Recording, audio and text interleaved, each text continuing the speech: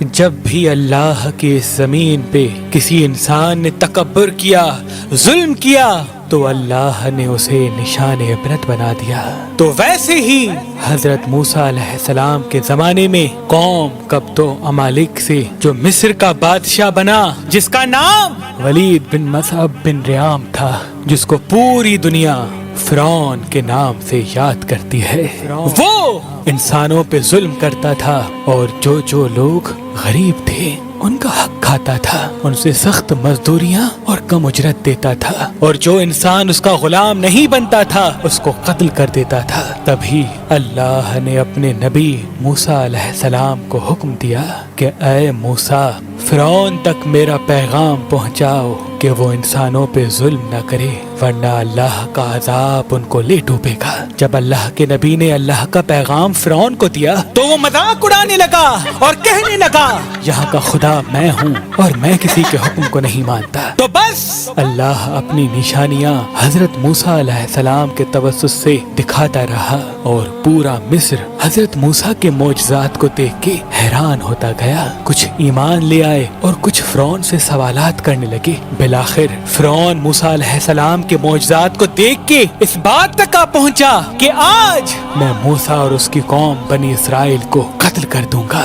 اللہ نے اپنے نبی موسیٰ علیہ السلام تک پیغام پہنچایا کہ اے موسیٰ، رات میں اپنی قوم کو لے کے اس شہر سے نکل جا۔ تو یوں حضرت موسیٰ علیہ السلام اپنی قوم بنی اسرائیل کو لے کے وہاں سے جانے لگے۔ اس بات کا علم جب فرعون کو ہوا تو وہ غضبناک ہو کے کہنے لگا کچھ بھی ہو جائے موسیٰ اور اس کے ساتھیوں کو میں قتل کر کے ہی چھوڑوں گا۔ وہ اپنے جاہو جلال کے ساتھ بنی اسرائیل کو ڈھونڈنے لگا۔ بس آگے آگے اللہ کا نبی موسیٰ اپنی قوم کے ساتھ اور پیچھے پیچھے فرعون کا لشکر ان کو مارنے کے لیے آتا رہا۔ بالآخر بنی اسرائیل دریا تک پہنچے اور فرعون کا لشکر پیچھا کرتے کرتے ان کو دیکھنے لگا۔ جب بنی اسرائیل نے فرعون کے لشکر کو دیکھا تو حضرت موسیٰ سے کہنے لگے اے موسیٰ، تو نے ہمیں کہاں پھنسا دیا؟ اب پیچھے فرعون کا لشکر ہمیں مارنا چاہتا ہے اور آگے یہ دریا ہے۔ اللہ کے نبی حضرت موسیٰ علیہ السلام فرمانے لگے اے لوگو، گھبراؤ نہیں، اللہ ہمارے ساتھ ہے۔ یہ کبھی ہو ہی نہیں سکتا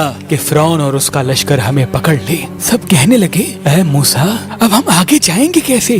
بس اتنی دیر میں آواز غائب آئی اے موسیٰ، اپنی عصا اس دریا میں دے مار۔ تو بس جیسے ہی موسیٰ علیہ السلام نے اپنی عصا دریا میں دے ماری تو آدھا پانی اس طرف آدھا پانی اس طرف، اللہ نے بیچ میں رستے کو واضح کر دیا۔ تو بنی اسرائیل کے کچھ قبائل کے لوگ کہنے لگے اے موسیٰ، ہم آپس میں بنتے نہیں، اپنے خدا کو کہے کہ ہمارے لیے الگ الگ رستے بنائے۔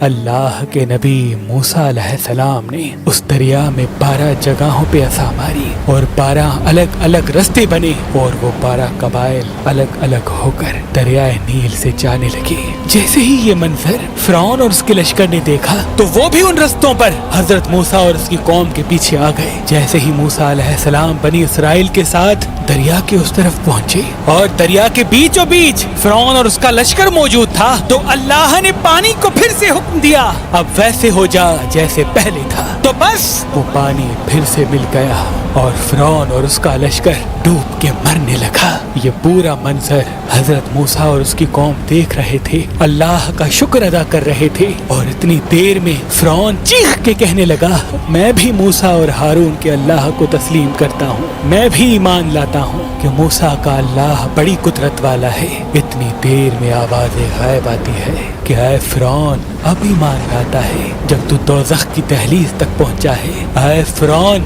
ہم تیرے تکبر اور تیری لاش کو آنے والے لوگوں کے لیے نشان عبرت بنائیں گے، تاکہ ہر انسان یہ جان لے کہ زمین پہ انسان کو تکبر راس نہیں آتا۔